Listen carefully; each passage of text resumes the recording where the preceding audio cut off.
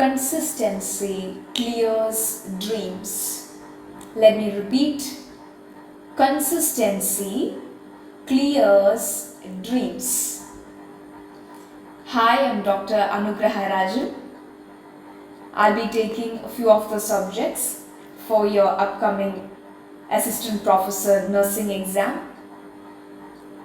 So this is our first session. This is introduction and one or two PYQ discussion.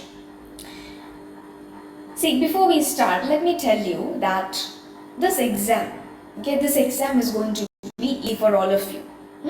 All of you will clear. If you dream about it, you guys will clear it. This exam is cleared by consistency. In the എല്ലാ ദിവസവും ഇന്ന് മുതൽ എല്ലാ ദിവസവും 40 to 45 minutes you have to keep aside for reading, for studying for the upcoming exam. Okay? There is no need of stress because we are there to guide you.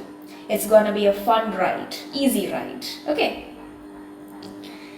അപ്പോൾ നിങ്ങൾ എക്സാമിന് prepare ചെയ്യുമ്പോൾ you should know how to study, right? See, we may not be able to study everything. We are humans. But we can understand the concepts and learn. About short ആയിട്ടുള്ള questions വരുമ്പോൾ we won't miss them. So first thing, understand the concepts. Alright? Now about the orientation, how the mark distribution is. Anatomy, physiology, microbiology എല്ലാം big subjects ആണ്. പക്ഷേ ഇത് മൂന്നും combine ചെയ്ത് നമുക്ക് 5 മാർക്സിനെ വരുന്നുള്ളൂ. Okay? So what I mean to say is study according to the mark distribution. The major chunk of questions comparatively is going to come from medicine and surgery. അപ്പോൾ ഞാൻ handle ചെയ്യുന്ന സിലബസിനെ പറ്റിയാട്ടോ പറയുന്നത്. അപ്പോൾ നമുക്ക് മെഡിസിൻ ആൻഡ് സർജറി എന്നായിരിക്കും major chunk of questions കൊടുക്കാം. So will be focusing more on that. Okay, so let's start with one PYQ. Let's see how to approach the question. Read the question. Which of the following is an example of a primary cartilaginous joint?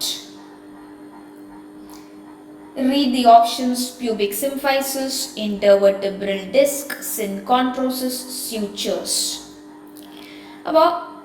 We'll discuss about these options and then we'll come back. The question is, which is an example of primary cartilaginous joint. Okay. So, primary cartilaginous joint, see, namukku pala tharathilulla joints undu. We have got something called as primary cartilaginous joint, secondary cartilaginous joint, fibrous joints, synovial joints. So, starting with primary cartilaginous joint. Ivide when two bones are joined together by hyaline cartilage, it is called as primary cartilaginous joint. അപ്പോൾ ഈ hyaline നമുക്ക് cartilage പല തരത്തിലുള്ള cartilage ഉണ്ട്. We have something called as hyaline cartilage. We have something called as fibro cartilage. We have elastic cartilage. About hyaline cartilage, if you see between two bones, then it is a kind of primary cartilaginous joint. Hyaline cartilage, when you look under the microscope, this cartilage is going to appear very smooth and glass-like appearance. About all the cartilages, histo cartilage. So, out of the cartilages we have, I told you we have got hyaline cartilage, fibrocartilage and elastic cartilage. Hyaline cartilage, it is the most common kind of cartilage we see in our body. Now, this primary cartilaginous joint it is otherwise called as synchondrosis. Synchondrosis. That is the question. അപ്പോൾ syn എൻ്റെ അർത്ഥം joint എന്നാണ്. Contra means cartilage and osis means condition. അപ്പോൾ synchondrosisന്റെ അർത്ഥം it is a condition where the two bones are joined together by cartilage. So what I mean to say is primary cartilaginous joint, it is otherwise called as, അതിൻ്റെ വേറൊരു പേരാണ് synchondrosis. അപ്പോൾ ഈ കാർട്ടിലേജിൻ്റെ function is it helps in bone growth. ബോണിനെ കൂടുതൽ വളരാനായിട്ട് ഈ കൈൻഡ് ഓഫ് കാർട്ടിലേജ് ഹെൽപ്പ് ചെയ്യുന്നുണ്ട്. ഓക്കെ, അപ്പോൾ ചില ജോയിൻസിൽ നമുക്ക് നന്നായിട്ട് മൂവ്മെൻറ്റ് പോസിബിൾ ആണ്, റൈറ്റ്? Elbow, knee, shoulder. എന്നാൽ വേറെ ചില ജോയിൻസിൽ ലിമിറ്റഡ് മൂവ്മെൻറ്റ്സ് ആയിരിക്കും. വേറെ ചില ജോയിൻസിൽ നമുക്ക് മൂവ്മെൻറ്റേ പോസിബിൾ ആയിരിക്കില്ല. ഓക്കെ, അപ്പോൾ ഈ പ്രൈമറി കാർട്ടിലേജിനസ് ജോയിൻറ്റ് ഉള്ള ഭാഗം there no movement occurs, and you have to know what are the examples of primary cartilaginous joint. There are many, but most important it is the first sternocostal joint. What is the example you will remember for primary cartilaginous joint? See, ഞാൻ പറഞ്ഞില്ലേ നമുക്ക് primary cartilaginous joint ഉണ്ട്, secondary cartilaginous joint ഉണ്ട്. ഇതിൻ്റെ രണ്ടിൻ്റെയും വ്യത്യാസം ഞാൻ പറഞ്ഞുതരാം. Now you will memorize one thing, that the example, one important example of primary cartilaginous joint, it is the first sternocostal joint. Now look here guys, look here. ഈ പിക്ചറിൽ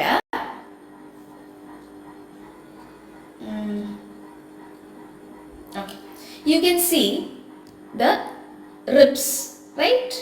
You can see the ribs. Where is the first sternocostal joint? Okay, where is the sternum? This bone that you see, that is the sternum. Or let me change the video to this side so you can see the picture, right? അപ്പോൾ ഈ ബോണിനെയാണ് ഞാൻ sternum എന്ന് വിളിക്കുന്നത്. You all know that. Sternum, it comes from the word sternon. Sternon means the bone which is in the anterior part of the chest. Okay. Oh, first, anyways, I'll show you what is the first sternocostal joint between the sternum and the costal cartilage. See, this is the sternum, okay, and ഈ areas കണ്ടോ? These areas, okay, they are the costal cartilages. They are the costal cartilages, right? Okay, അപ്പോൾ first area, this one, okay, ഞാൻ ഈ highlight ചെയ്യുന്ന ഈ ഭാഗം, that is the first sternocostal joint, and that is an example of primary cartilaginous joint. ഇത്രയും clear ആയോ? Now let's know a little bit about the ribs and the sternum, because important anatomy ആണ്. അപ്പോൾ you can see the ribs here, okay, you can see the bone in the midline, that is the sternum. Sternത്തിന്റെ മൂന്ന് parts പറഞ്ഞേ. What are the parts of sternum? Tell me guys. See, the upper part that you can see, this part, it is called as manubrium sterni. Manubrium sterni.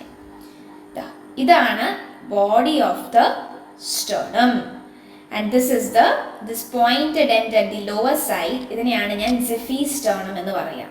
This much clear. Now look carefully. How many, you can see the ribs, right? Okay. How many pairs of ribs we have? Tell me.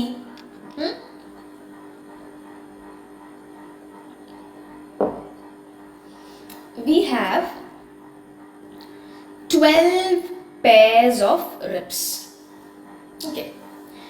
അതിൽ ആദ്യത്തെ 7 ribs, the first 7 ribs, they are called as true ribs. One second guys. Okay, just listen. First 7, Okay, first 7 ribs they are called as true ribs. 1 second, just give me a moment. Okay, അപ്പോൾ ആദ്യത്തെ 1 to 7th ribsനെ ഞാൻ true ribs എന്ന് വിളിക്കുന്നു. 8th to 10th ribsനെ ഞാൻ false ribs എന്ന് വിളിക്കുന്നു. Okay, 11th and 12th ribsനെ ഞാൻ floating ribs എന്ന് വിളിക്കുന്നു. Important. First 7 pairs of ribs they are called as true ribs. 8, 9, 10th those ribs are false ribs. 11th and 12th they are floating ribs. Now tell me why the first to 7th ribs, why they are called as true ribs? Because see, first മുതൽ 7th rib വരെ അവർ start ചെയ്യുന്നത് thoracic vertebrae എന്നാണ്. And they come anteriorly and they form what? Ribs. What do they form? What is this area called as? Costal cartilage. Ribs ഫ്രണ്ടിലേക്ക് വന്നിട്ട് എന്തായിട്ട് മാറുന്നു? Costal cartilage ആയിട്ട് മാറുന്നു. And these costal cartilage they are attached to the sternum. sternത്തിലേക്ക് attach ആവുന്നു. You all can appreciate that, right? അപ്പോൾ ആദ്യത്തെ 7 pairs thoracic vertebrae തുടങ്ങി ഫ്രണ്ടിൽ വന്നിട്ട് costal cartilage ആയിട്ട് and they are directly attached to the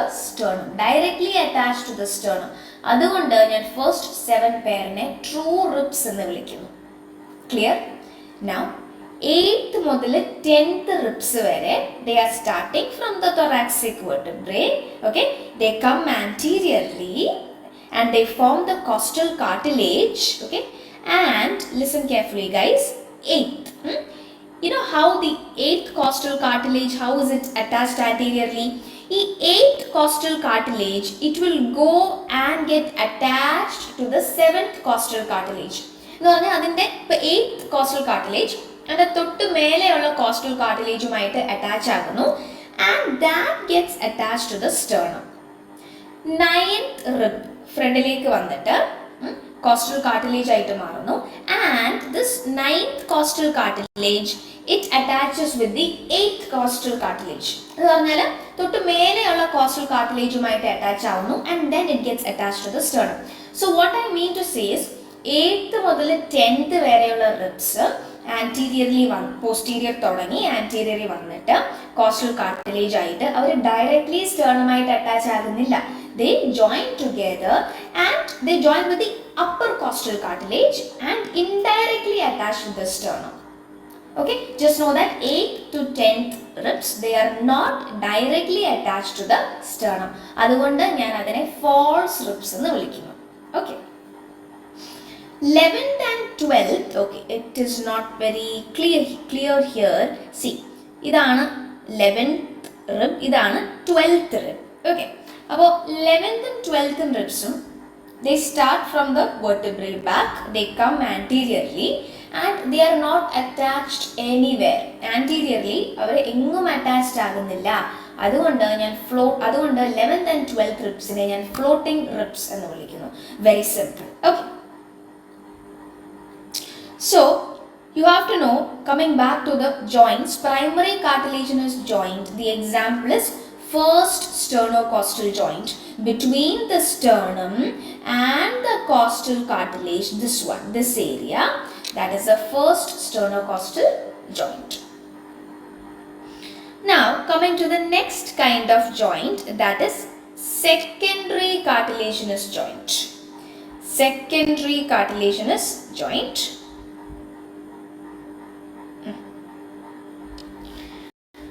Here the bones, okay, the bones they are attached together by fibrocartilage. നമ്മുടെ primary cartilaginous joint അവിടെ രണ്ട് bones they are attached together. അതിന്റെ നടുക്ക് ഏത് cartilage ആയിരുന്നു? hyaline cartilage ആയിരുന്നു. Now when the bones are attached together with the help of fibrocartilage, then they are called as then the joint formed is called as secondary cartilaginous joint. Okay, ഈ secondary cartilaginous jointല് slight movement possible ആണ്. Okay, so you have to know the examples of secondary cartilaginous joint: pubic symphysis, intervertebral disc, and second to seventh sternocostal joints. So let's see the pictures. See, this is, where is pubic symphysis here? Pubic symphysis or symphysis pubis, both are same. See, look here guys, these are the two pelvic bones. Anteriorly they are attached. See, this area, ഇതിനെയാണ് ഞാൻ pubic symphysis എന്ന് പറയാം. Okay, it is an example of which kind of joint? It is a PYQ, secondary cartilaginous joint. See the next picture again, two pelvic bones, okay, and you can see this area, that is pubic symphysis. Between the vertebrae, okay, you can see this area, right? This is intervertebral disc. That is also an example of secondary cartilaginous joint. Now guys, I told you primary and secondary cartilaginous joint, and examples we learned. What is the difference? See, one second guys. Yeah, so primary and secondary cartilaginous joint, see what you mean by that.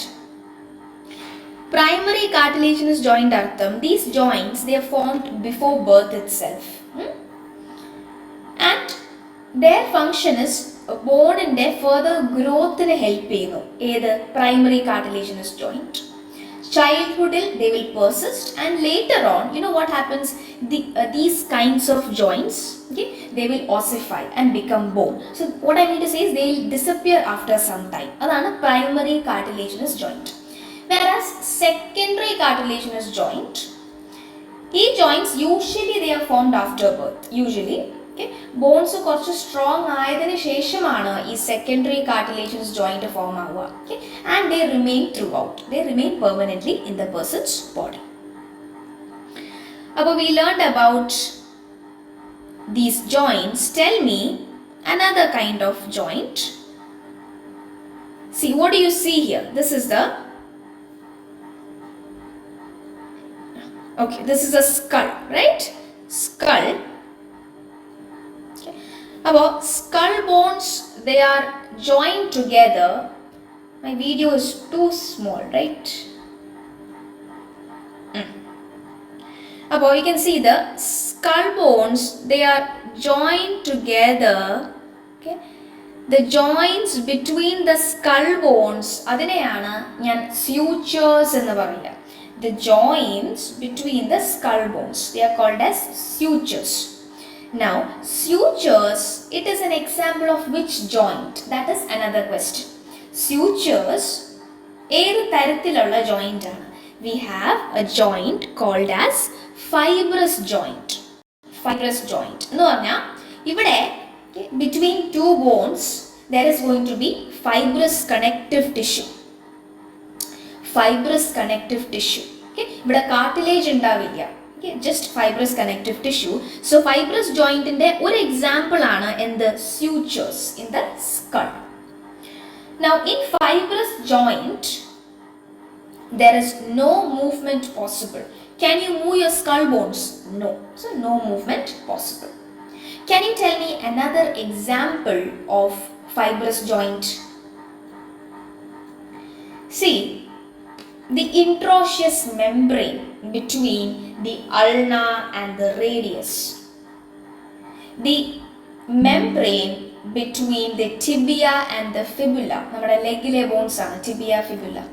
അപ്പോൾ ഈ ബോൺസിന്റെ ഇടയ്ക്ക് we have got interosseous membrane, and those membranes, they are also an example of fibrous joint. Just give me a moment. My laptop charge is down. Just give me 2 minutes. Okay, so sutures, that is also done. Now, okay, tell me one example. See, ഈ fibrous jointന്റെ ഒരു example ആണ് sutures. Okay, രണ്ടാമത്തെ example ഞാൻ പറഞ്ഞു the membrane between long bones.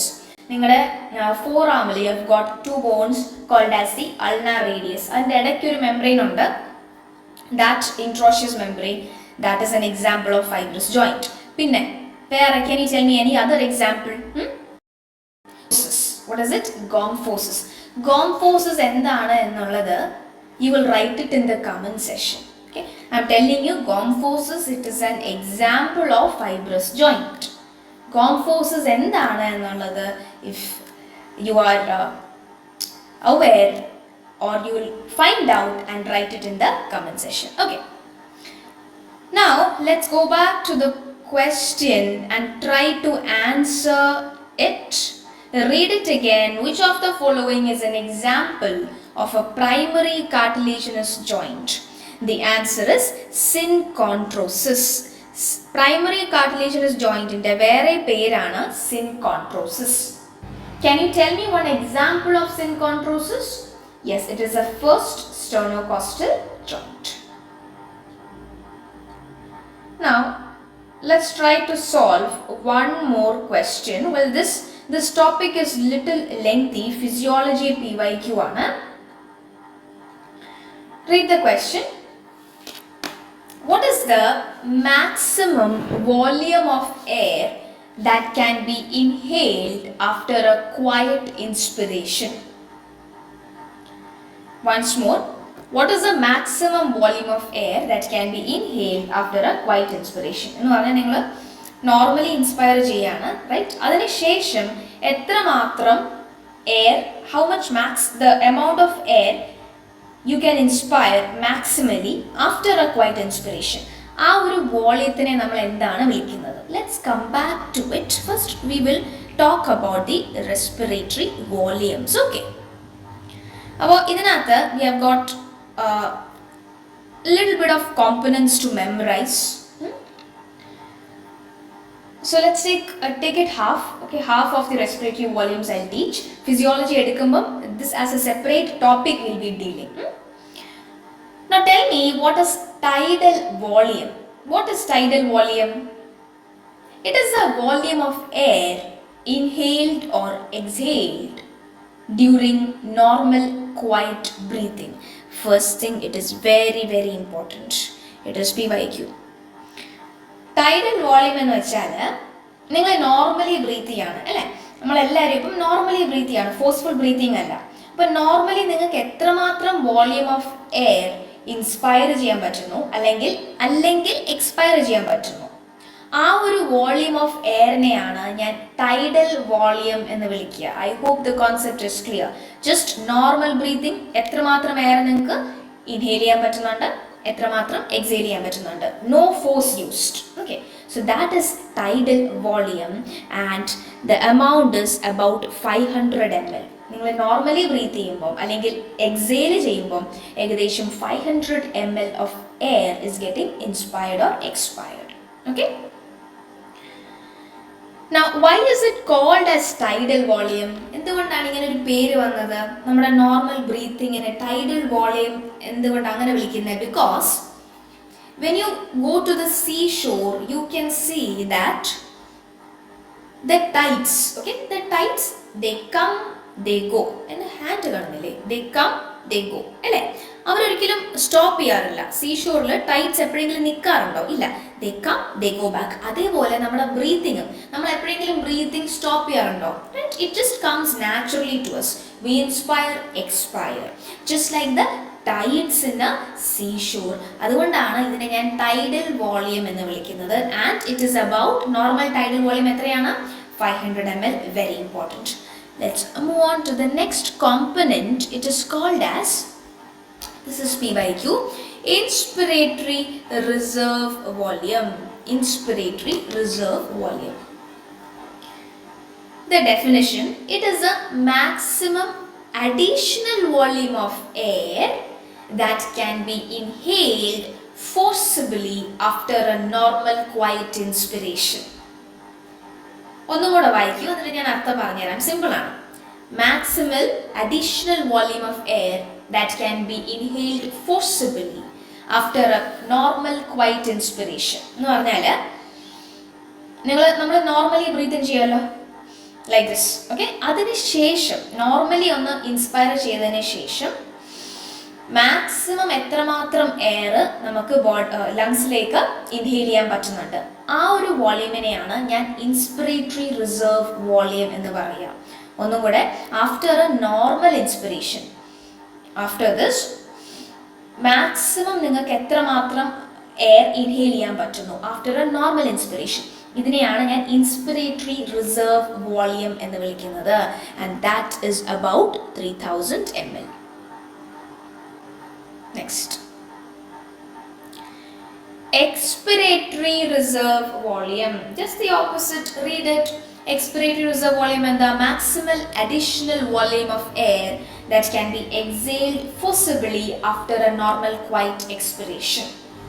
ഞാൻ നേരത്തെ പറഞ്ഞതിന്റെ just opposite, just that it is an expiration. നിങ്ങൾ നോർമലി എക്സ്പയർ ചെയ്യല്ലോ, നോർമലി എക്സ്പയർ ചെയ്തു, അതിനുശേഷം ഫോഴ്സിബിളി നിങ്ങൾക്ക് എത്രമാത്രം എയർ എക്സെയിൽ ചെയ്യാൻ പറ്റുന്നു ആ ഒരു വോളിയം ഓഫ് എയറിനെയാണ് ഞാൻ എക്സ്പിറേറ്ററി റിസർവ് വോളിയം എന്ന് പറയുക. It is about 1100 ml. Okay? Now moving on to the next component. Okay? It is called as residual volume.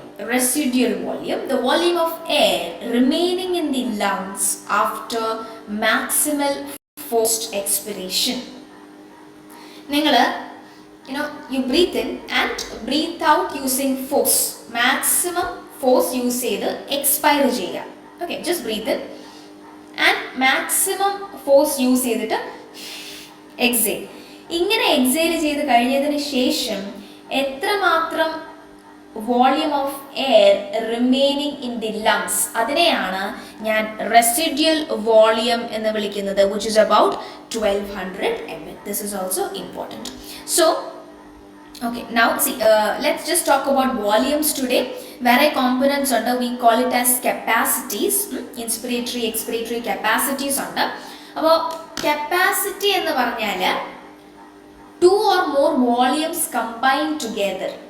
ആ ഒരു കോമ്പണന്റിനെയാണ് ഞാൻ കപ്പാസിറ്റി എന്ന് വിളിക്കുക. ഞാൻ അതും കൂടെ പറഞ്ഞാൽ തന്നെ it will be little mind നമ്മിങ്. So just let's talk with the volumes. Capacities will talk in the upcoming classes. Okay, we have a separate class for this topic because it's very important. Okay, now look at this question and tell me what is the answer. What is the maximum volume of air that can be inhaled after a quiet inspiration? ഒരു normal ഇൻസ്പിറേഷന് ശേഷം നിങ്ങൾക്ക് maximum നിങ്ങൾ air inspire ചെയ്യാന്ന് വെച്ചു, ആ volume of എയറിനെ ഞാൻ എന്ത് വിളിക്കുന്നു? Very good, it is called as the inspiratory reserve volume. Okay, tell me guys, read this question. Which vitamin deficiency causes night blindness? Read the options. I'm sure you guys know the answer. Which vitamin deficiency? Vitamin A. ഇതിന്റെ deficiency ഉണ്ടാവുമ്പോഴാണ് night blindness ഉണ്ടാകുന്നത്. Okay, now tell me guys, why vitamin A deficiency causes night blindness? Because see, നമ്മുടെ കണ്ണില് there is a layer called as retina. Retinale we have got special cells called as rods and cones. Okay, അപ്പോൾ നൈറ്റിൽ നിങ്ങൾക്ക് നന്നായിട്ട് കാണാൻ പറ്റുന്നത് because of the presence of rods. Rods എന്ന് പറഞ്ഞാൽ specialised cells in the retina. They help you see during night time അല്ലെങ്കിൽ dim light ഉള്ള സമയത്തൊക്കെ നിങ്ങൾക്ക് നന്നായിട്ട് കാണാൻ പറ്റുന്നത് because your rods are functioning well. Okay, now these rods, for them to function well, they need a pigment called as rhodopsin. ഈ റോഡ്സിന് to function well, they need a pigment called as rhodopsin.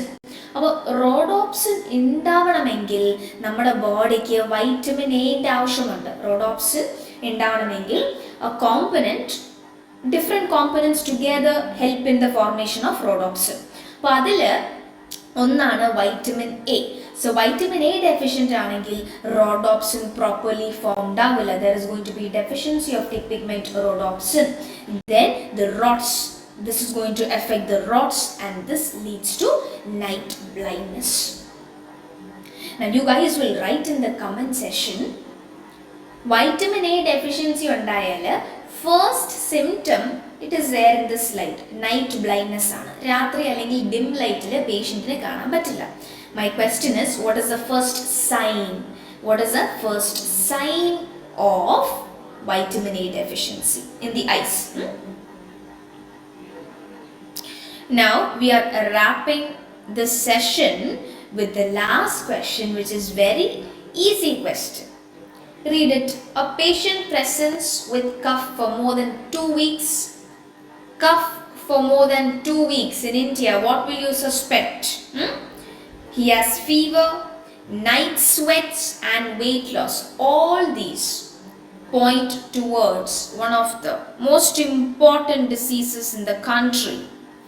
It is tuberculosis. So this was our first session. The idea was to give you all orientation. So let's meet in the upcoming sessions. Stay blessed. So remember, no stress, be consistent and stay blessed. Bye bye.